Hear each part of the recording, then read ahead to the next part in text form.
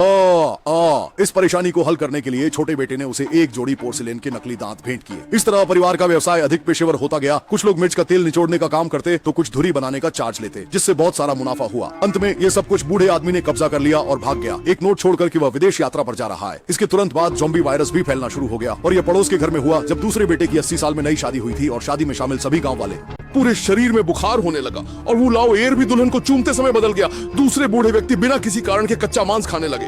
पल भर में कमरे में जैसे ही किसी ने शांत झील में बम फेंक दिया हो। जो दूल्हे के वृद्धाश्रम के दोस्त थे वे सभी ज़ॉम्बी में बदल गए। कमरे में पागल होकर एक अच्छी खासी शादी एकदम से अंतिम संस्कार में बदल गई। जल्द ही वायरस पूरे छोटे से नगर में फैल गया, चाहे वह 2 लोगों की दुकान हो, ठंडा नूडल्स दुकान हो या कुछ इमारतें। वहीं बुजुर्गों के बच्चे भी ज़ॉम्बी से घिरे हुए थे। जल्दी से ऊपर की ओर भागे और फर्नीचर का इस्तेमाल करके सुरक्षा के उपाय किए। खिड़की के पर्दे खींच दिए और अपने आप को बचाने के लिए हर किसी के सिर पर एक ढाल रखकर जैसे खुद को विदेशी बना लिया।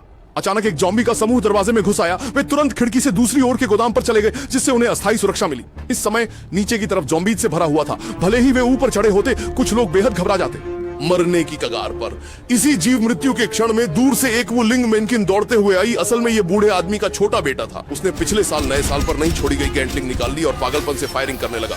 आतिशबाजी से ज़ॉम्बीज का सामना किया जा सकता है कि नहीं, ये अभी छोड़ते हैं। वो भूल गया कि उसके घर के पास वास्तव में चीनी क्षेत्र है।